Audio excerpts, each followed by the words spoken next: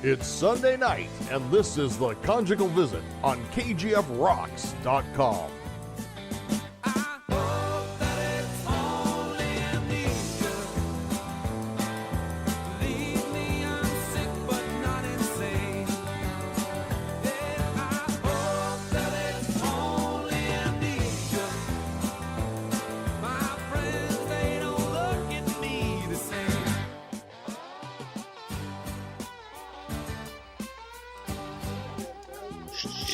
The Conjugal Visit Show. Yay! Yeah. Conjugal Visits. Yay! Are we on there?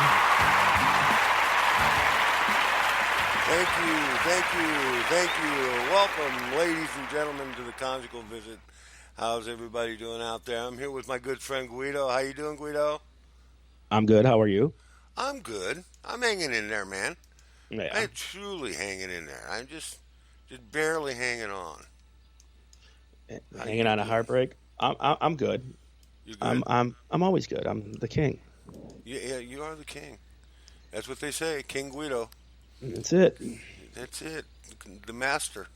The master of all reality, man. The master of disaster. The master of disaster. Hey, it's Conjugal Visits. I want to go out and thank everyone who listened to last week's show with Pulse. 153 people clicked on play. Awesome. You. Thank you so much. We're getting it back, man. We're getting it back. Those two setbacks really hurt us, but we're doing better, man. We're going to be fine. Our show is kick ass. We interview second to none, man. Second to none. That's right. Yes, we do. Hey, and we are awesome. Freddy Villano will be with us in a little while. And then towards the close of the show, we'll have MJ420 come on and shoot the shit with us for a while and give us the weather somewhere in the world. I don't know. Cool. It's like she's running out of places to do the weather. I don't know. Nah, she'll never run out of places. She just needs to do some more investigative work, you know? Yeah, we need to break out the whip. Oh, wait a minute. She may like that. Yeah, I think she would. Yeah, she might like that. Yeah, just don't talk about Donald Trump around her. Oh, no. Don't talk about Donald Trump. No. Right, because then she'll just freak out. She'll just wig out on us. Yeah. So how are you how is your day with the sun and shining there in St. Louis? Dude, it is hot. It was 82 degrees today, and the humidity is up, and it feels like midsummer, man. It's hot. How hot is it? It's so fucking hot that I got chafed ass today. That's how hot it is. My ass is chafed. Wow. Yeah, is it hotter than like you got to come up with a freeism for it? Oh, it's a freeism. Yeah. It's hotter than a pepper in a hotter than a, I don't know. I'll think of something. How about it's hot? It's hotter than a horse sweating in church on Sunday. Yeah, hotter than a horse sweating in church on Sunday. But that's an old one. I'd have to come up with a new one. It's hotter than a, I don't know. I'll have to think of something. I don't know. I'm not thinking on my feet tonight, man, at all. Why not? It just takes too much effort. Too much effort. Yeah, I got to do too much work. But, some of the things that are trending are coming up really. We reported today on KGF Rocks that AC/DC will resume their tour, and Axl Rose will be the lead singer. Yeah.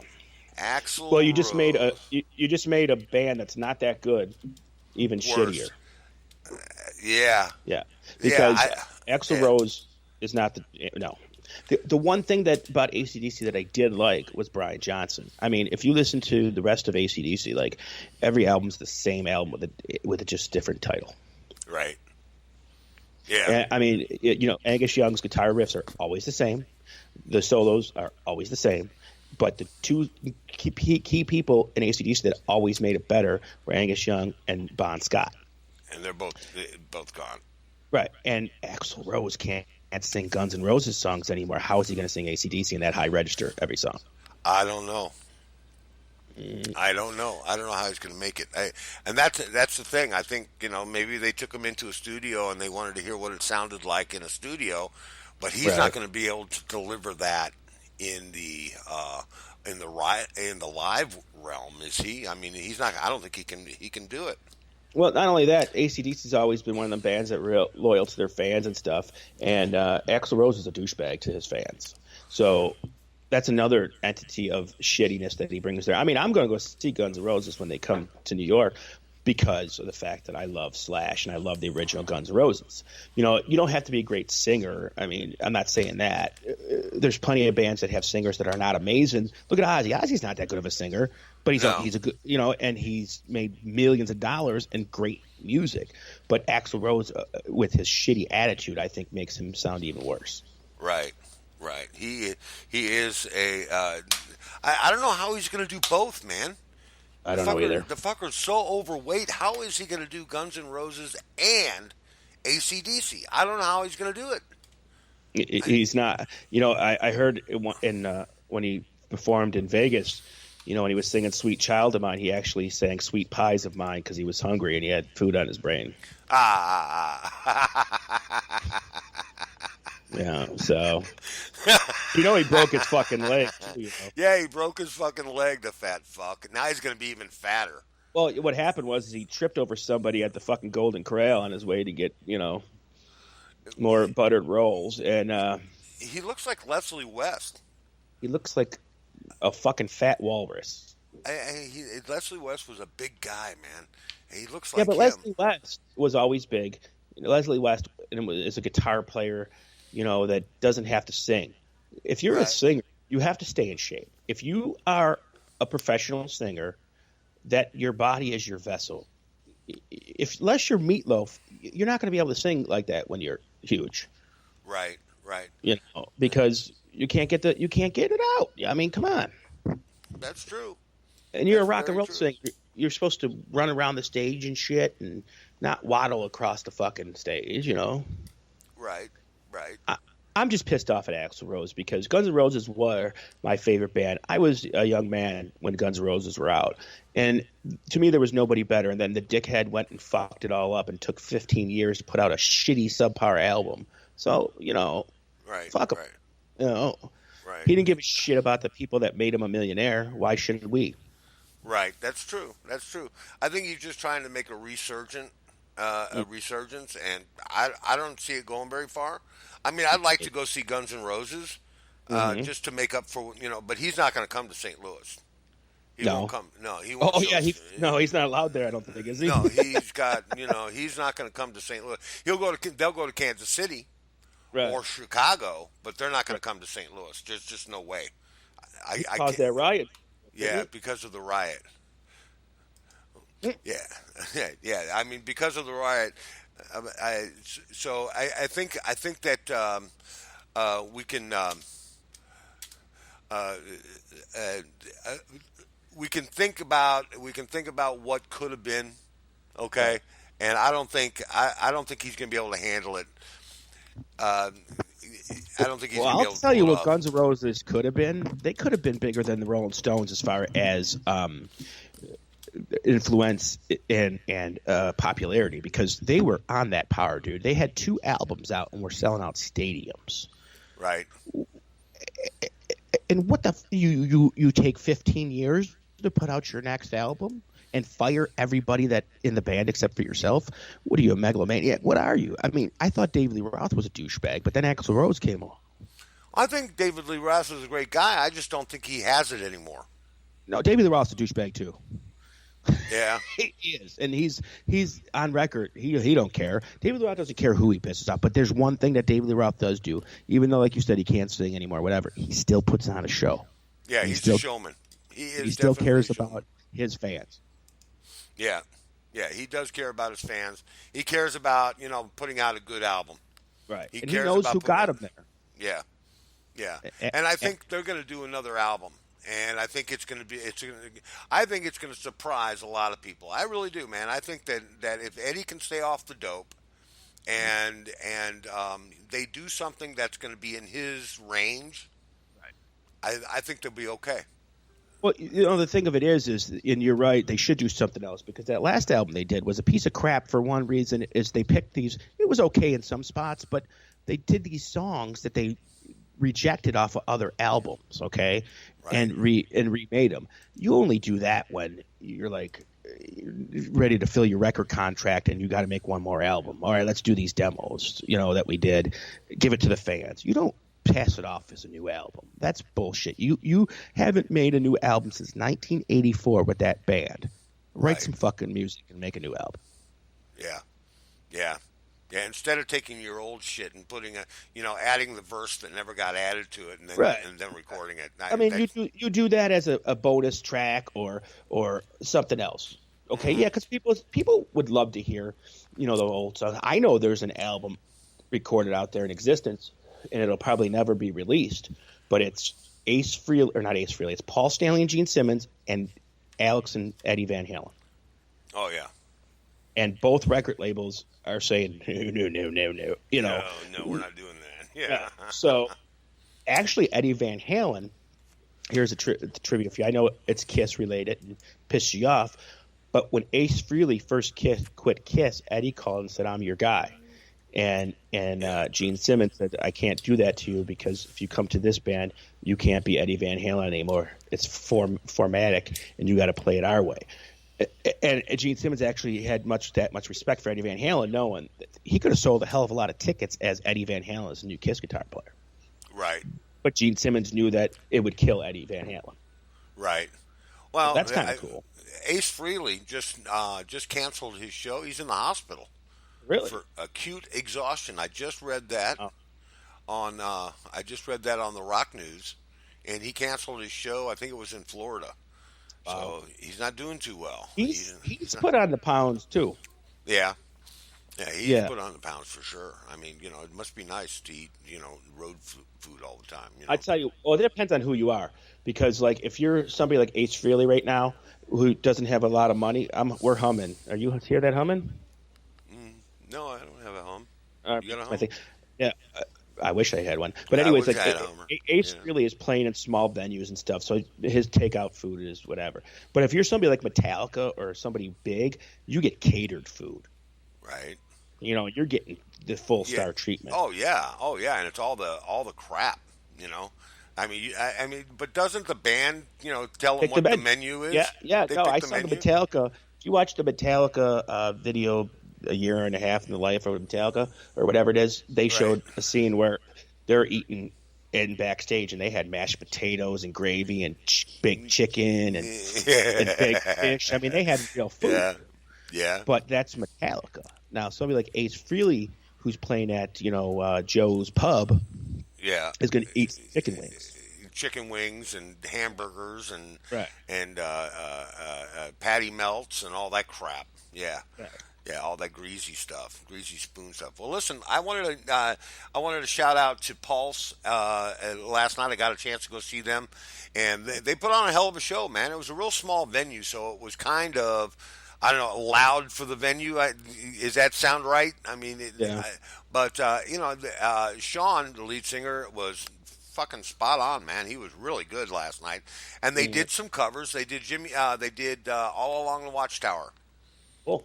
And made it sound kick-ass, man. They really metaled it up, and it kicked ass. I do regret one thing, though. I didn't get a chance to go over and see Conquest over on the east side, but definitely going to be going to see the Red Show here in May, and some other stuff that I'm. Well, gonna that's be doing this summer. two Dark Star recording artists that were in your town the same night. At the same night, so I had to pick and choose. Right.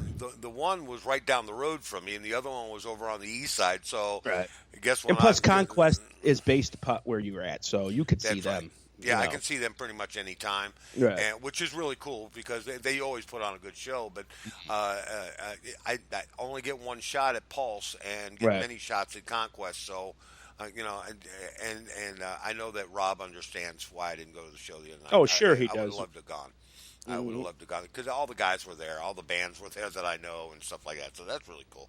But anyway, they were really good last night, and they sounded kick-ass, and they were extremely friendly. Cool. Good old boys from Texas. We got to talking, and I told them, you guys are on our rotation, and you rock out, man. So stick with us, So they definitely will. They're going to hit us when they get back to Texas. Well, speaking of rotation, the other day I was, our guest tonight, Freddy Villano from American Mafia. We said we put some of his music in rotation, so I listened to the tracks that he sent us, and said, "Well, that's a good song." And then I'm listening, and I'm like, I couldn't decide what 4 to put in, so I put the whole album in. The whole album is in our rotation. That's excellent. Yeah. Yeah, it's a good album. It really is. And folks, if you're listening out there and you haven't had a chance to listen to the full album, I know you've probably listened to a couple of tracks off of it and the EPs from it, but listen to the whole album. It's a good album. Really is. It almost sounds classic rockish. It sounds like something that would have come out of the late '70s, early '80s, that kind of mode. So it sounds really good. But it's also got a contemporary feel to it too. So sure does. It's also new because if you listen to modern rock music now, and ever since we became an all years rock station, I listen to the station, and some of these songs come on that are newer that I really don't know because they're newer. We put songs in that just come out. Right. And like, wow, this sounds like classic rock. I think what we're doing is rock is going to start getting better now because instead of doing all this stuff for the past 20 years that didn't work, they're going to go back to what worked. Right. I think so. I think you're right. I think you are right. There's definitely going to be a change, and all these bands that are trying to renew themselves. It sounds like a thing that's I don't want to call it a fad because that's gayish, I don't want to call it a fad, but it's a trend. It's a trend. That's the word I'm looking for. Yeah. And it's a trend that a lot of these bands are trying to renew themselves, including AC/DC. Even the new Cheap Trick album is pretty damn good. Yeah, the new Cheap. I was listening to that the other day. Do we have that in rotation yet? No, I got to get it. I didn't get it yet. Bastard. Come on, man. Get on the stick, man. Well, I just listened to it yesterday because I'll tell you what. I've never been a huge Cheap Trick fan. There is songs that I do love from them, but I've never really been a huge fan. Like, Yeah. Yeah.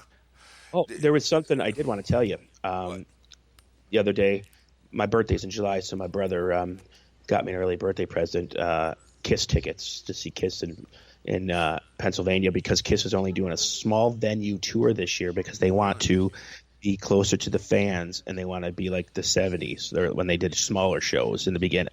Right. Oh, that's nice. It'll be quaint. They'll be able to do Beth. They'll be able to do Beth. They could do a couple of acoustic tunes. That wouldn't be bad. So I'm going to see that. Yeah, that would be kick-ass. That might be fun. Yeah. Like that I'm not a huge Kiss fan, but you know what? That might be interesting.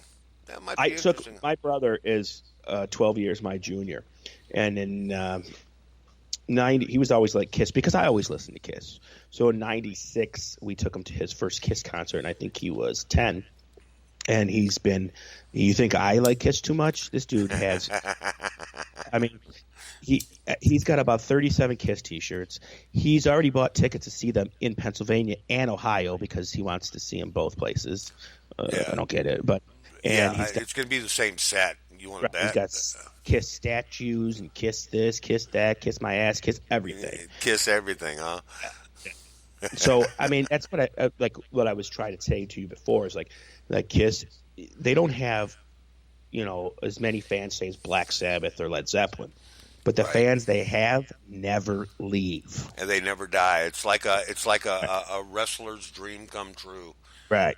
They got the fans, man. They got the fans that stick to them. It's like Donald Trump. They got the fans that stick with them. That's it.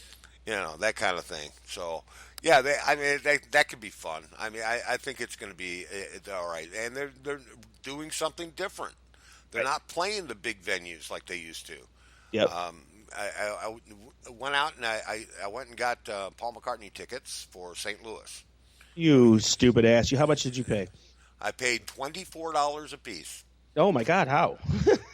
Well, he has made a determination since it's the 50th anniversary of the Beatles going to the original Busch Stadium. He put ticket prices at a reasonable rate. Hell, I could have got on the field. It's going to be at Busch Stadium. I could have got tickets on the field for $120. Oh, here the cheap seats were like 100 and something. Yeah, yeah. You know, No, he has. The most expensive I think is 120, and I think the cheapest seats are like 1750 for the way up holy shit! nosebleeds. I So would yeah, pay that. That's Paul McCartney, man. Mm. Maybe he's trying to reinvent himself. And I saw Paul McCartney at Bush Stadium. He was played at the old Bush Stadium, and I went to see him. Jesus, when was that? 92, 93. It was Made in the USA tour, Right. and yeah, it was a good show. Oh, It was a good show. that's the tour that he recorded those live albums on Yes, yes. back in back in the USA or something like Back in that. the U.S. Yeah, Yeah, back in the U.S. Yeah, yeah, yeah. That was a good CD collection, and I've never seen a Beatle. I went to go see Ringo Starr. Wanted to go see Ringo Starr once, but it just didn't work out. Right. It's just that the Beatles, maybe in my 40s, they didn't come here a lot when it was my age to be in concerts. Like they were here in the 70s and the 80s, early 80s. Right, right. But right. when I was able to go to concerts and shit, they didn't really come here. Right. Well, they went So- to New York City, and they weren't touring. By the time you were born, it was over. Right.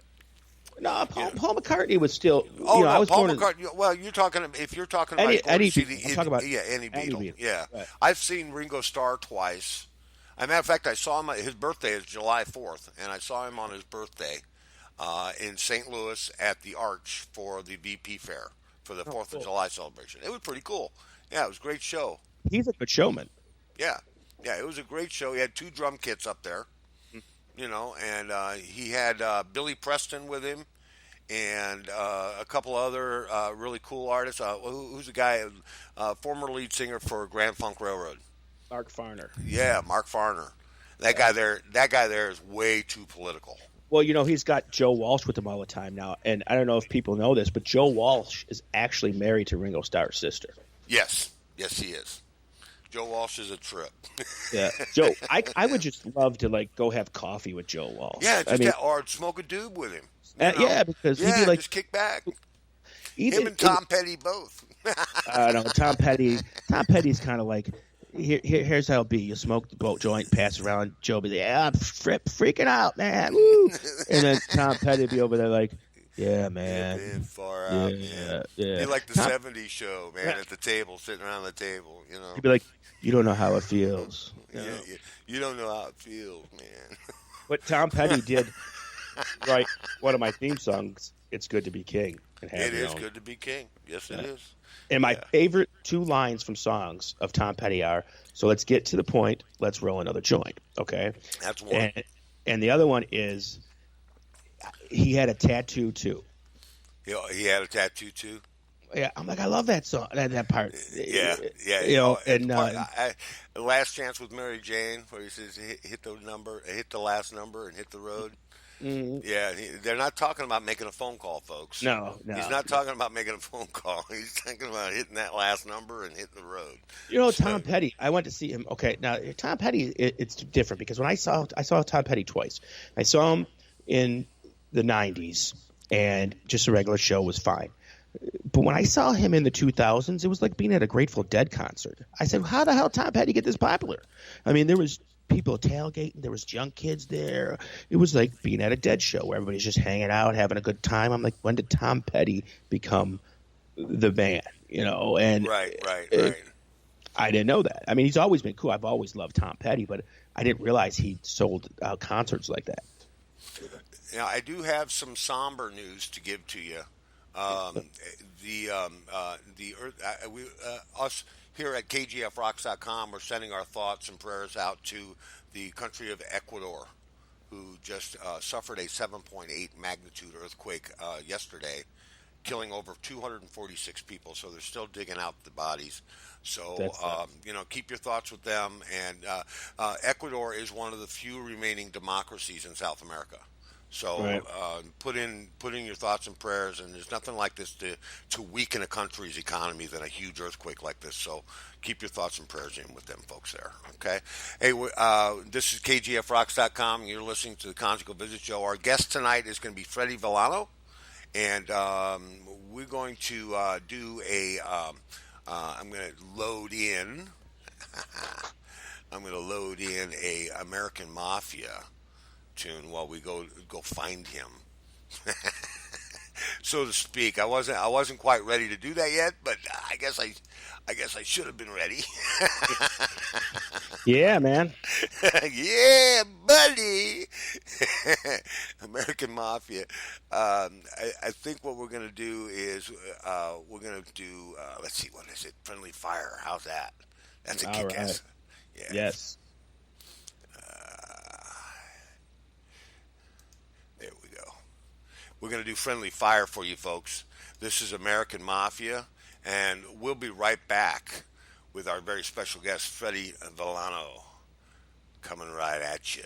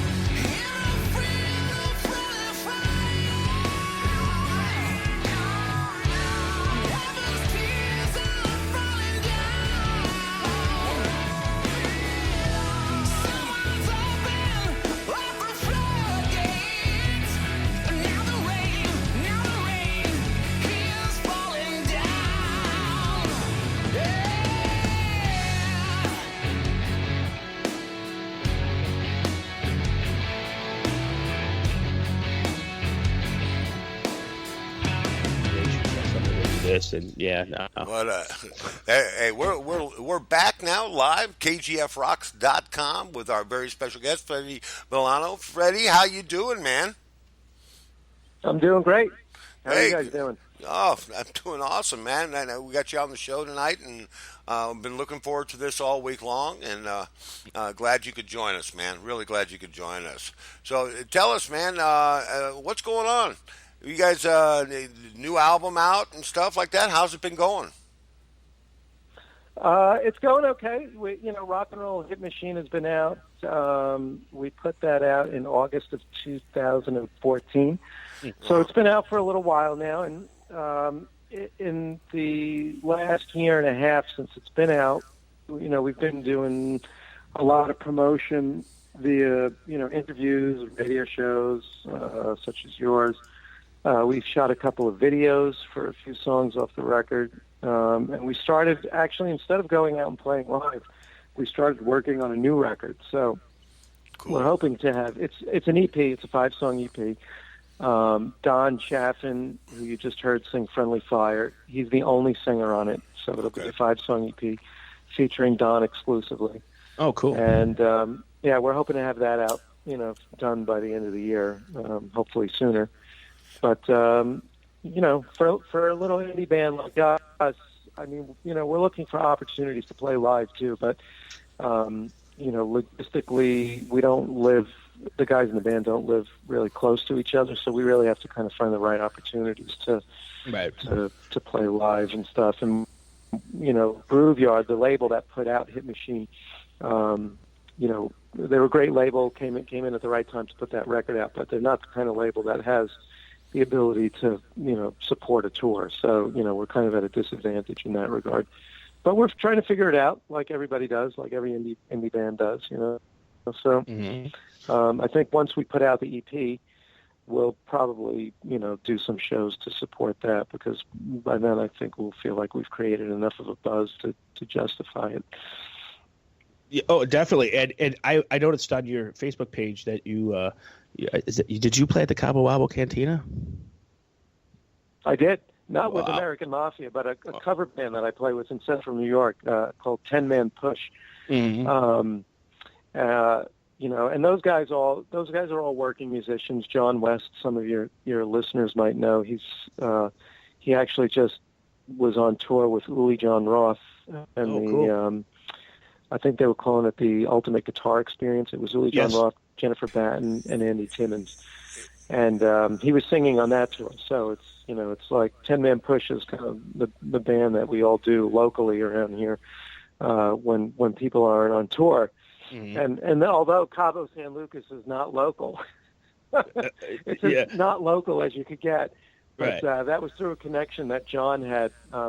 He plays golf too, so he does this golf tournament in Cabo San Lucas every year, and he managed to get the band hired to go out there and play last year. So was Sammy there? We're hoping he does it again this year.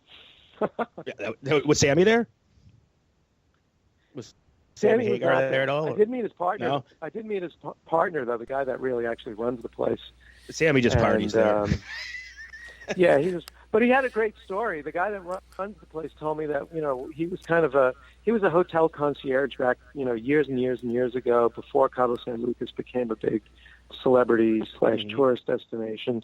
And he got to know, along with Sammy Hagar, he got to know a lot of other celebrities that, used to go skate down there. And, he got to be friendly with Sammy and, was just a really hardworking guy that didn't have any money and stuff. And I guess apparently at one time he told Sammy Hagar that his dream was to own his own bars one day. And so after years of being friends and stuff and, Sammy going down there and visiting, he invited this guy up to San Diego to see a Van Halen show. This is when Sammy was still with Van Halen.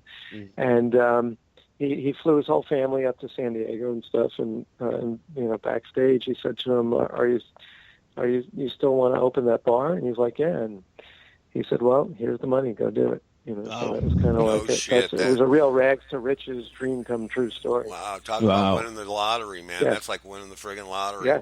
Yeah. Sammy, if you're listening, I like to run bars too. Yeah, I'd love to run a bar. Sure, Yeah. no problem. But that's cool. Sammy Hagar is one of those artists that's not just musically great. He's also business savvy, and he's made some great business decisions and made probably more money off his business end than he did off his music end. Well, I heard he sold his tequila brand for like $90 million or something like that. Yeah, $90 million. I mean, you'd have to make a lot of records and tour a lot to make $90 million in one transaction like that. That's pretty good. But enough about Sammy. But being a celebrity has enabled him to become an entrepreneur. Sure. I mean, so he's like can put his name on something now, and it has value to people. Sure. Now, the next thing that I wanted to ask you is what do you like to play? What kind of what is your choice of axes? And do you have a certain brand that you like to use? Fender? Yeah, brand wise. Well, let's see. I mean, I'd like different basses for different things. I'm not like a one brand kind of guy. I kind of like.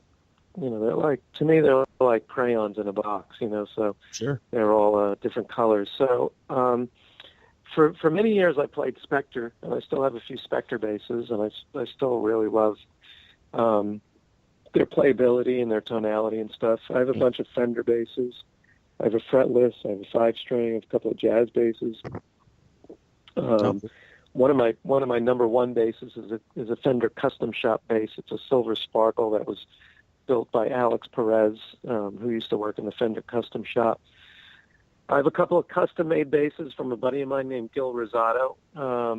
He lives in Las Vegas now, and he made me a bass that he calls a Super P, and it's called a Super P because it's got a P pickup in the neck position and a P pickup in the bridge position, whereas most basses would have a jazz pickup in the bridge position. So those basses are both passive.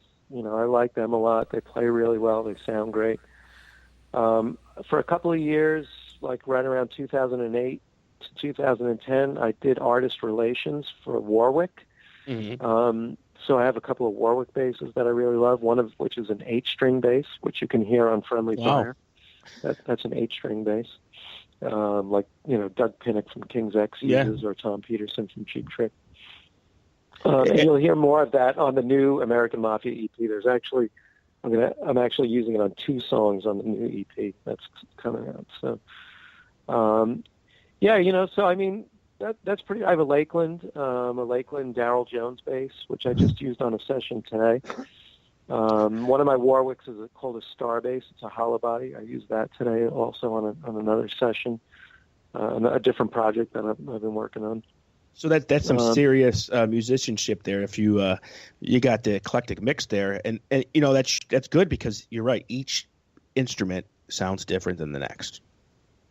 When I hear a song, when I'm writing a song or trying to create a bass line, even to somebody else's song, it's like trying to create a character for a play or something. There's that quality to it. So you try to find the right tonal character for something, and so I have a few options to choose from, which is good, and there's I'm always looking for, I don't have enough money to buy as many as I would like, but right. I always have my ears and eyes peeled. I have my wish list of stuff that I'm still trying to collect or gather, to sort of complete the collection.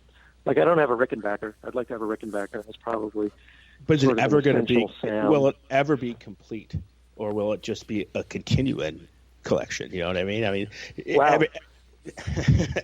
It can never. Well, my financial situation might dictate it completely. Yeah, right. But hopefully, my financial situation will continue to improve, and so it will be infinite. It will be infinite.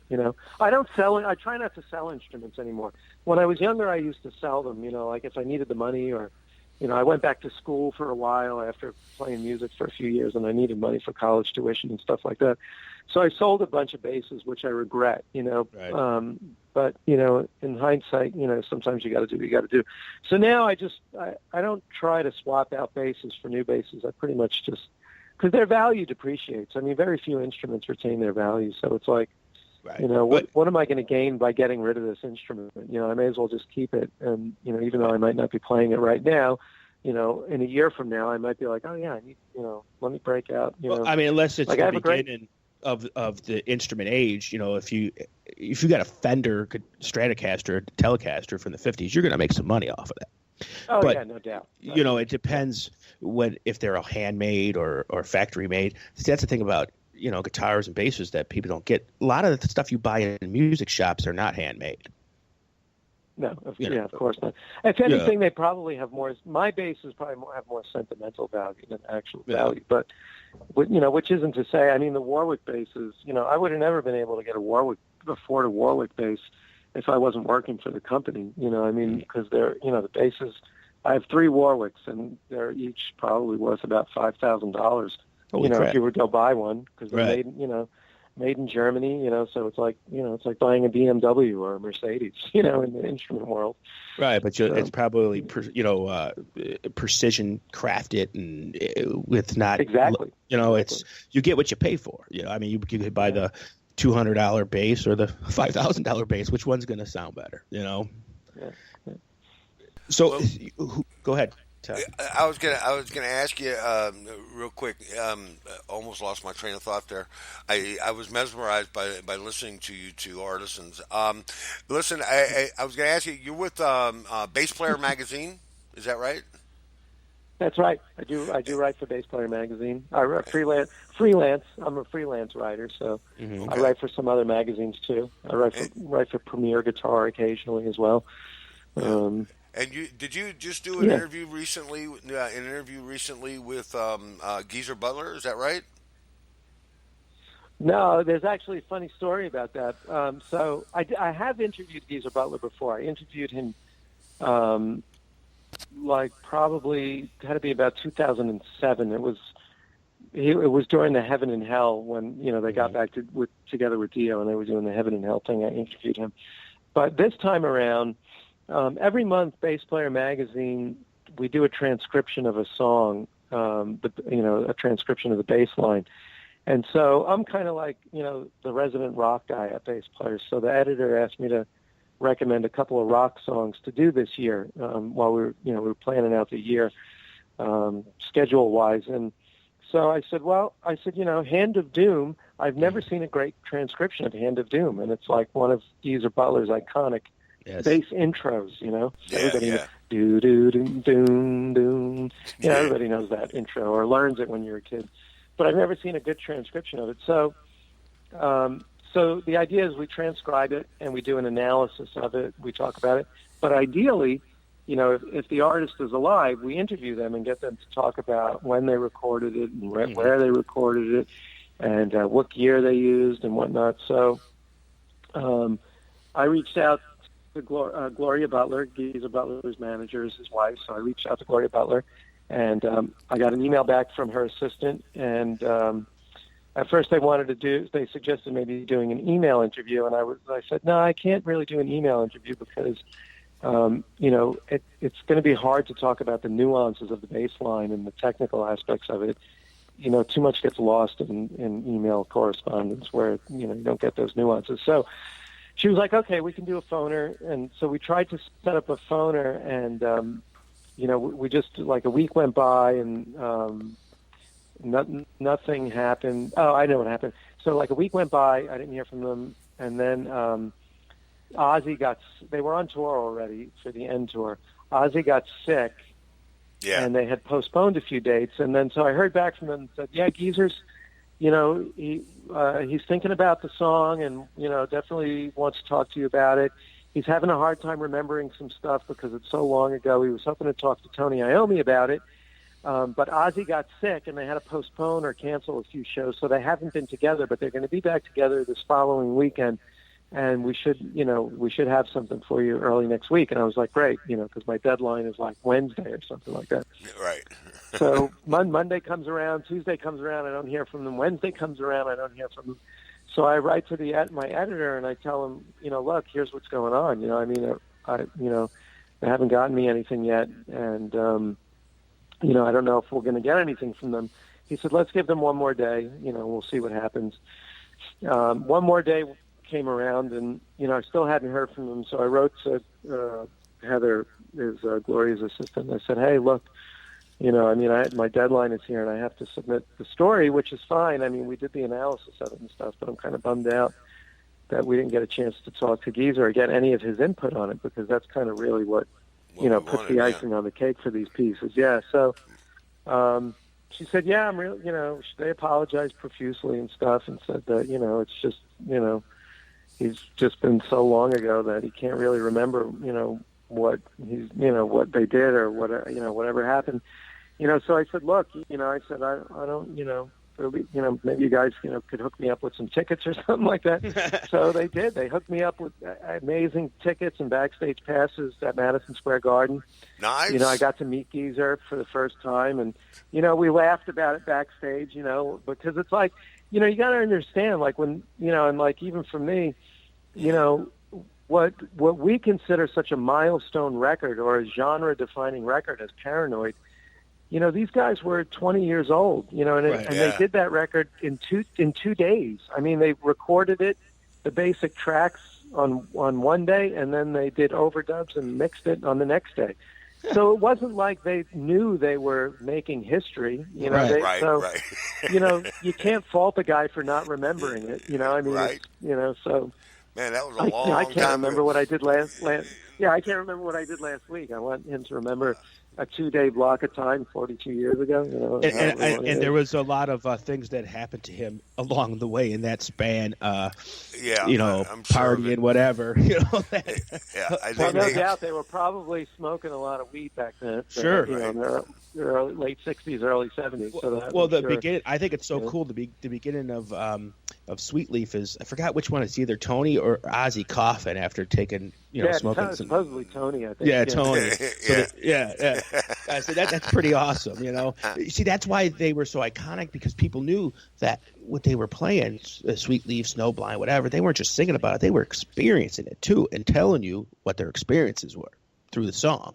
And I think Black Sabbath, to me, I put them on a higher plateau than people like Led Zeppelin and whatever, because they were different then.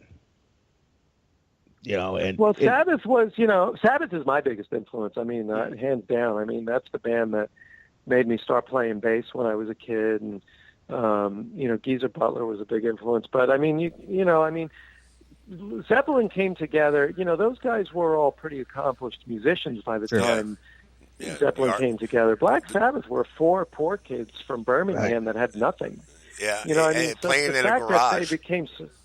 Yeah, they're the ultimate garage band, really. Yeah, they were. And you're right, because Zeppelin were the Yardbirds, whatever, and Black Sabbath, they didn't even know that what they were playing was so different. I mean, they just tuned down a little bit, and they saw a scary movie and decided to make scary rock. That's what they wanted to do.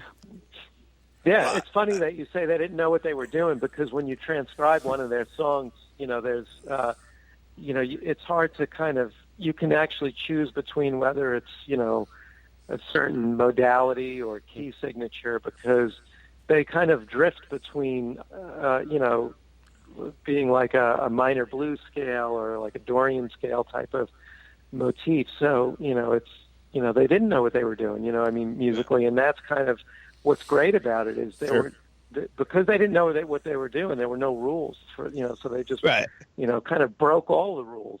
and they did. And to this day, I swear to you that nobody writes or plays better riffs than Tony did in the 70s. Yeah, well. I mean, he created. Well, just look at the catalog of work. I mean, it's that fuzz bass was amazing. I can tell. I went to see Black Sabbath back in the day. I mean, we're talking 70. I guess it was 76, and I got a chance to see them. And we had done what you did back then. We dropped some acid, and we were at the show, and Bedlam and UFO was right before them. And by the time Ozzy and them got on stage, I was frying so hard I had almost, we had to leave the concert, because it was pretty hairy, man. So I hadn't tripped like that ever, and that was one of the things that got me away from that, because when you see Ozzy Osbourne standing up on the stage and all white with his tassels, his white tassels hanging down, and the lights are on him and him alone, and the rest of the stage is black. You get some pretty intense images from Black Sabbath, and that's what their that's what their music was. It was almost like a dark art. You know, you ever seen the? I don't know if you've ever seen the show Art Gallery. Yeah, sure. Back in the day, that's their art, man. Right. See, I'll tell you what. I'm a little younger than you. And I didn't get into Black Sabbath until Dio was in the band. And for me, my first taste with Black Sabbath was Dio, and I loved it.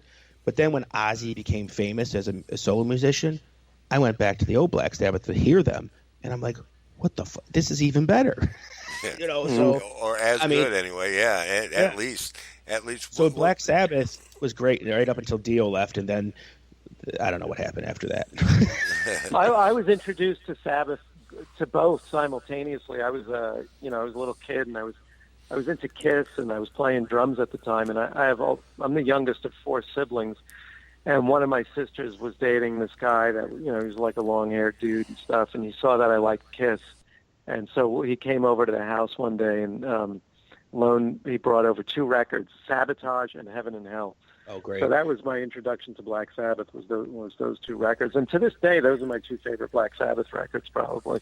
Right. And I just got to tell you, you said the magic word of Kiss because I told my co-host here that everybody we interview is going to say Kiss is one of their influences, and only one person in the last year has not mentioned Kiss. Yeah, it's a running bet. Every week, somebody brings up Kiss as an influence of theirs, and then we spend a half hour talking about Kiss. But let's get back to American Mafia now. American Mafia. Now you're going to do an EP coming up. Are you guys going to tour that? To do any touring at all? Or I know you said you weren't into it, but if it comes off really a kick-ass EP. Yeah. I mean, it's not that I'm not into it. It's just finances. I mean, the logistics of putting together a tour, requires money. So, right. I mean, if anybody's out there listening and wants to, put us out on tour, I'm down with that. Yeah. The thing with American Mafia, though, what happened was with the first record, the guy that was originally the singer in the band kind of bailed out, and it was before it was even called American Mafia. He still sings two songs on Hit Machine. He sings "Living for the City" and "All I Need." His name is David Knight, and he's unfortunately no longer with us. But that's a whole other, literally, he's passed away. But he left the project before he passed. He obviously had some personal issues that were going on in his life that ended up culminating in his death, unfortunately. But he gave us his blessing to move on and stuff, and we parted ways amicably.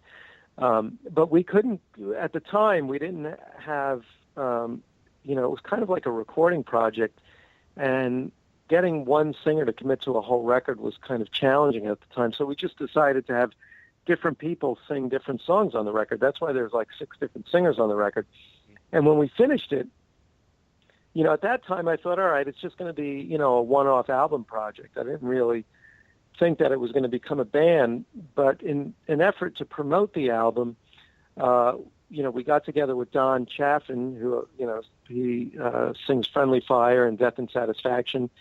And Don he's got a studio and runs a video production company. So he offered to do a video for Friendly Fire. So we got together to shoot that video. And, the four of us, and Bobby, the drummer, and Don had never met each other before. But like the day that we shot that video, it was like the four of us had been together for 20 years. It was so easy to be around each other and stuff. And it was like it had always been that way.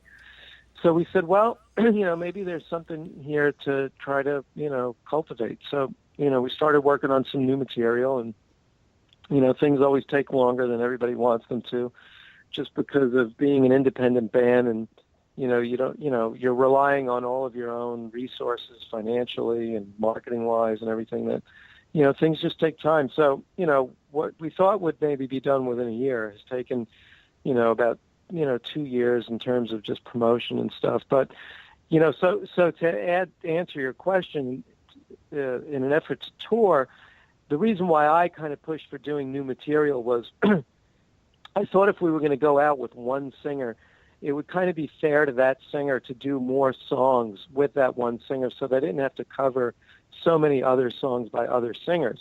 Mm-hmm. Not that we won't play those songs, but, at least give the guy who's going on stage every night, 5 of his own songs to sing. Give him something to identify with. Right, yeah. Yeah, exactly. So, so that was the catalyst for doing new material rather than going on the road in support of Hit Machine.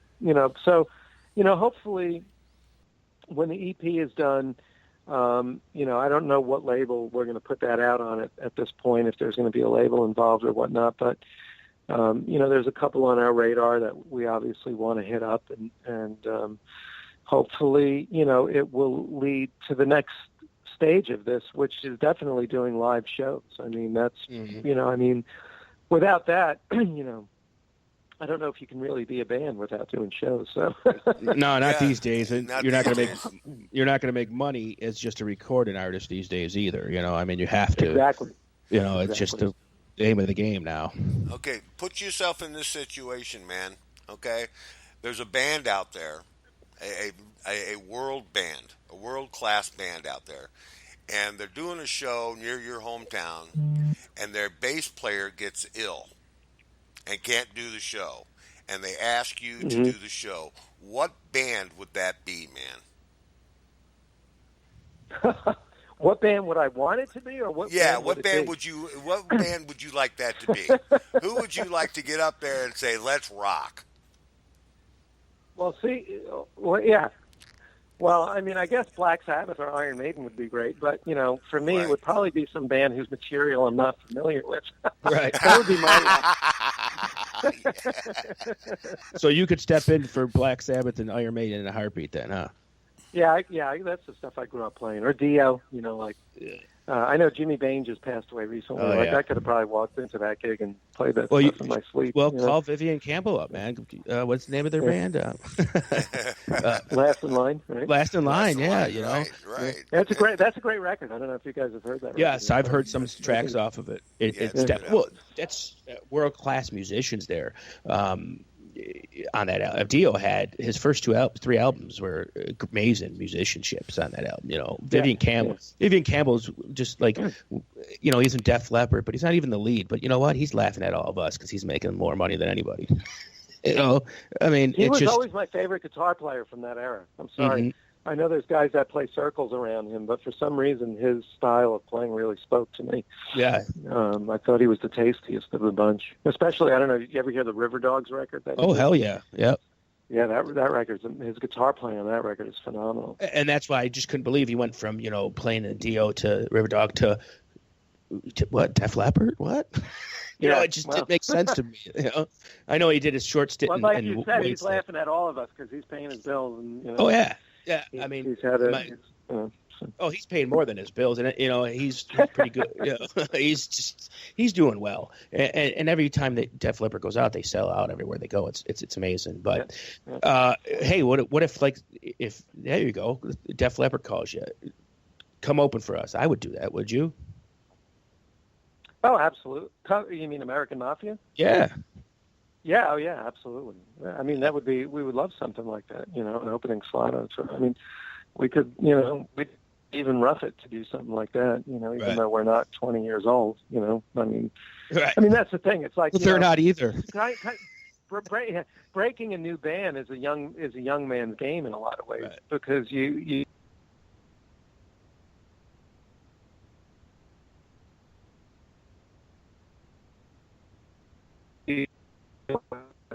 sort of acknowledge, in terms of being able to move this thing forward to the next level. It's not like, we can just abandon, our households and our adult responsibilities to go rough it for a while, whereas you can do that when you're 20 years old. So, but, given the right opportunity, we all have supportive families and whatnot. So I think, we can create the right environment to make something happen that would be not only beneficial, but more importantly, sustainable. So that's the biggest, that's the most important thing right now is trying to find a way to do it that's sustainable, that it's not going to be like, we're not going to burn out the band. We're not going to burn out our resources. We're not going to burn out our, network of family support, in terms of what they're able to or willing to tolerate, just from a realistic perspective, because, it would have to be and I really did all worth it. that. I did all, when I was 20 years old, I was the guy, driving across the country and doing gigs for no money and, loading gear into vans and, sleeping on friends' couches and stuff. And, so it's not like, I haven't done that stuff, I know I'm familiar enough with it, but, at some point in your life, you just have to kind of, really have a balance between it. Yeah, exactly. And just acknowledge the reality of what's possible, at any given point in your life. Mm-hmm. So, so I'm comfortable with where we're at. I just think the next level for us, ideally for a band like us, I think in terms of sustainability, what might help is that if we could get more exposure in Europe and do some of the European festivals, mm-hmm. Like the Frontiers Festival and, or Sweden Rock Festival, some stuff like that, or even smaller scale festivals that really, cater to our style of music. I think that may enable us to, move the chains forward in a way that will, hopefully allow us to make a third record, sure. and ultimately a fourth record. So what there's would a lot you of irons in the fire. Oh, sure there is. What would you classify your style of music as? American Mafia for me is hard rock. It's classic mm-hmm. hard rock, like Bad Company, Free, Humble Pie, Led Zeppelin. Mm-hmm. Some of the new material that we're working on, like this one new tune that's going to be on the EP. For me, it's almost like it's a cross between AC/DC and Grand Funk Railroad. If you cool. can imagine that. Wow. So it's, those are our influences. We grew up, actually when I was a kid, I was into Iron Maiden and Black Sabbath and stuff. So then when I got a little bit older, that's when I got into Led Zeppelin and Humble Pie and Free and that stuff. So, and that's kind of where this band sits musically. It's like those blues rock influences mm-hmm. more than anything. So, you probably, can't help but hear some of that influence in our music. No, you're right. You can't. And we listened to when you sent us over the material to put into the station. Mm-hmm. We listened to it all, and usually we pick 3 or 4 songs from a band, and we just couldn't decide, so we just put the whole entire thing in. Yeah, so you're thank you. The whole album. Yeah, it's a good album. So your whole album's in our standard rotation, and you're played at least a couple times a day, if not more. Awesome. Well, thank you. Hey, I appreciate that. That means a lot to me that you feel that way. I mean, that the record was really a labor of love, and I was the one that toiled over it more than mm-hmm. anybody else in the band for a long time. I kind of that's why I'm listed as the producer. I really shepherded that project through, all of its phases of, as it evolved. But, so the fact that people appreciate all the songs on it is mm-hmm. pretty amazing. Because sometimes you can lose sight of that when you're working on something, Sure. You don't, I can listen to it sort of unbiased now and appreciate it as a fan, but there's still a part of me that listens to it, with a hint of, criticism as the creator, of, maybe I would have done this differently or I would have done that differently, so. Yeah. Well, that shows you care. That's all. We do the same thing. We'll listen to our old shows and be like, why did I say that? Or why didn't I say that? Why didn't I ask this question? Right, exactly. Sure. Well, hey, Freddie, you got a few minutes to hang with us? Yeah, no doubt. Yeah. Okay. Hey, we're going to play Death and Satisfaction. Is that all right with you? And then we'll just take a little short break, and we'll be right back. Our very special guest here on Conjugal Visits is our new friend, and that's Freddy Villano, and he's with American Mafia. We'll be right back right after this. This is Death and Satisfaction right here on KGFRocks.com.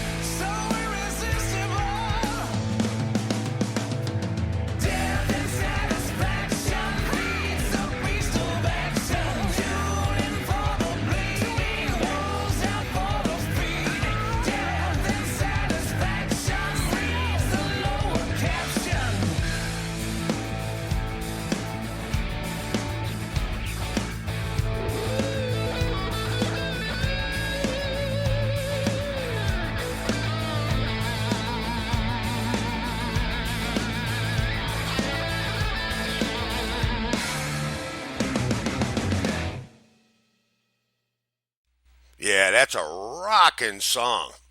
That is really a rocking song.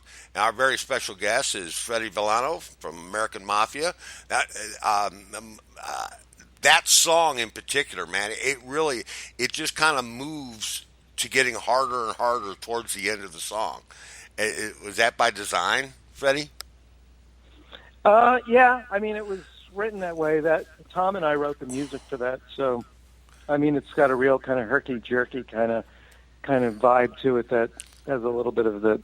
I think out of all the tunes on the record, that probably has the most Zeppelin-y kind of vibe to it. But you know, it probably has a lot to do with the bass on that song too, because the bass is really distorted, and the guitar is actually really clean. So yeah. that kind of adds a lot of interesting dimension to the whole tune. Mm-hmm. And Bobby has such a great. He's got Bobby Marks, the drummer. He's got such a sexy kind of groove to his playing that there's just like, not only has he got a heavy backbeat, but there's a sensuality that he really adds to the music that makes it, really compelling as well. So, I can't really say enough about his contribution. It does kind of draw you in, I mean, it's a constant, there's no inflection. It's all reflection from him, and I noticed that too. I noticed that he's really strong and a good drummer, man, and a good bass player. And everybody talks about the lead singer and the singer and the bass and the guitarist, the lead guitarist, but that bassist, I mean, he can make or break a song and a band. No doubt. And a band. I mean, I think the unifying factor, I mean, despite the fact that there's different singers on the record, it's me, Tom, and Bobby on every song. So that kind of really gives it, surprisingly to many people, a cohesive sound, even though there's different singers on it. So. Well, I was always attracted to the bass, and I tell you why. Growing up in Buffalo, New York, I got to see, before he was famous, Billy Sheehan play. Oh, yeah, of course, yeah. Yeah, and it was just like, what the fuck? This dude's an animal, and so I always thought that, he made me think that bass playing was the coolest thing in the world, and now every band that I was in, the guitar player got more girls than I did, so, But it's funny because in the 80s, you were two kind of musicians. You were either the Steve Vai, where you were just all into it and you were going to be the best, or you were like guys from Poison or something. You're just doing it to get for the sex and the drugs, right? And it really was two classes of people back then, And unfortunately, I was the guy that wanted the sex and the drugs, but. And I only always got the drugs. I never got the sex. But anyways, Freddie, some things just never change. Okay, some things just never change. Yeah. But I tell you what, that's why DJing. Hey, I couldn't play in the. What's that? Didn't Talus play a couple of summers ago up in Buffalo? Didn't they do a reunion? It was awesome. I was there. It was great. Yeah. Did you go? Yeah. Yeah, I definitely went. And they're like, the two guys in Talus still play around here. The other two guys, and but to see, here and there, and to see Billy back with them was really good. My favorite Billy Sheehan was the first Daily Roth album, and then this new Winery Dog stuff is fucking amazing. Yeah. The Winery Dog stuff is cool. Richie Kotzen should have been singing his whole life. Yeah. They should be more famous. Well, he's one of those guys that kind of has flown under the radar. He's never had major success on his own. And it's like, how did that happen? Really? Because he's an amazing singer and guitar player, and that band probably has three of the best musicians that ever will play together. I mean, Mike Portnoy from Dream Theater. Wow. I mean, I want to see them so bad, and they just don't come around Buffalo, I don't think, which is stupid because Billy's from Buffalo. Yeah, who knows? I mean, tour itineraries, I don't know what they base, their, trajectory on, but right. I'm actually curious to know, two guys from Talus still play together. Is Talus in Buffalo, or they play around with other bands? They play around with other bands. Talus is no longer together. Right. They're just, at one time I remember back in like the older days in Buffalo, you had all these people here you had Gary Malabar from, he was playing with Steve Miller and would play with them. And then you had Phil Naro, all these guys that like were semi-famous and shit. And now Buffalo's just a wasteland of musicians, Like, what happened, but the new kids today that are making music is not like it was for us back in those days, where we all hung out and we all knew each other, and it doesn't seem to be like that. Everything's over the computer now. Right. Yeah, it's not. The line out the club door nowadays is how many likes you've got on Facebook. Yeah. It's, Yeah, Yeah, and it's that's gone shame. from stupid. I went to a show last night. The band we interviewed last week was Pulse, and I got a chance to see them here in St. Louis, and they were really good. They were really good, but I couldn't help but look around and see everybody on their cell phone. I Right. mean, Yeah, everybody, right. they weren't paying attention to the show on the stage. They weren't paying attention to the pussy walking around. I mean, it was a target rich environment, man. And I'm just standing there, and I got my phone on my hip, and I got my hands in my pockets, and I'm looking around, and I said, wow, there's a lot of talent here. But everybody else is on their phone. All my buddies that were there with me and everybody else, they were all on their phone. I said, "What are you guys doing, man? Look around you. It's local, you know." So, and Yeah. that's Yeah, yeah. when it comes to media, what it's become now. I mean, everybody gets their music from that. Everybody gets their shows from that. It just, you're right. It is not the same as it used to be. How do you think you can compete with that, man? What does a good artist need to do to compete with today's social media frenzy? Well, yeah, I was just thinking, I was just going to say, what is it going to take to change that? But I don't know if changing it is the right question to ask, or is it embracing it and trying to think of what is next? How do you utilize that to reach out to people and make it work in a way that it hasn't before? I'm not really sure what the answer is, because I still find myself even working via old modalities rather than trying to think about new cutting edge ways to reach people. I'm still trying to think about how to go do a gig or whatever. I mean, people pass by people on social media. They pass by outstanding. Um, um, they pass by outstanding talent, and they don't even hear it. They don't see it. They don't hear Well, it. They don't feel it. well, that's what he's trying to say. It's not going to change, so you gotta embrace it. And there's people that became millionaires off of putting their music on YouTube and shit. So look at Justin Bieber. Justin Bieber got found on YouTube. He's worth over $100 million. Justin Bieber's a faggot, but that's not the point. Yeah, but what I'm saying is, yeah, he is. But whatever. The point of it is if you use social media the right way, you could make more money and more. Okay, if you're just doing local, Freddie, okay, you're in your little town, you might be the most famous person in that town, but nobody in Ohio is going to hear you the old way. Now everybody in the world, right now, we're broadcasting to Germany and Asia and Japan, everywhere. Right. So you couldn't do that in the 80s. You didn't have enough money to do that in the 80s. That's true. in the 80s, we, Tom and I, our history goes back to the late 80s. We spent thousands and thousands of dollars just trying to make demos, and now you can make a record in your bedroom, Right. So it's like, the whole thing has shifted in a way, there's good and bad in all of it. It's not, the answer, is I think that you have to kind of look at how things are evolving, Right. and try to, fit into, that mold in a way that will enable you to reach as many people as possible without sacrificing, the integrity of what it is that you hold dear to your heart. So, should we, Tom and I always joke around about doing, just doing like, because both of our videos, Death and Satisfaction, Friendly Fire, they're mostly, performance-based, with some other footage, edited in. But, I don't know if, should we just come up with like a crazy video that's going to go viral? Like, how do you, should we be that's thinking what of you that, need, man. Yeah. Yeah. That's How why do you predict that, man?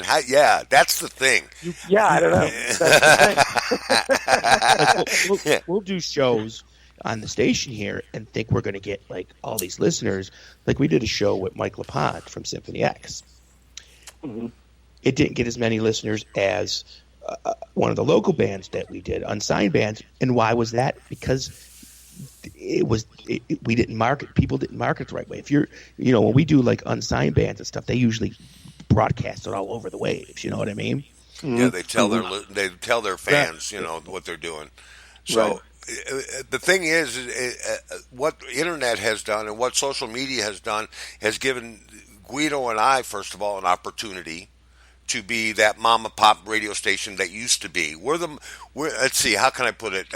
We're the small radio station, okay, that used to be in a city, but now we're a small radio station for the world. Because you can't open a small radio station, terrestrial radio station. They just gobble you up. They just, you can't do that. They tell you can't do that. But we can do that. And if bands like American Mafia, unsigned bands like Pulse and all these other bands go to radio stations like me and utilize us, I guarantee you that it will progressively get better. And the more that they use us as a tool to get their music out there and get it heard, because they're not going to get it heard on the local radio station. They're not, unless they pay for it. And that's what we're here for. We do it for free. Hey, you got a good song? Mm-hmm. I'm gonna put it in rotation. Well, we just do it for the love of music, and we both got sick of the fact that you turn on the radio station and you hear the same cookie formatted cutter fucking 10 songs. You know what I mean? Yeah. It's like there's more than just 10 artists out there. 10 artists, and we got. We lost you. Oh, technology ain't great. We lost Guido. Yeah, we lost Guido. Your mic went stupid.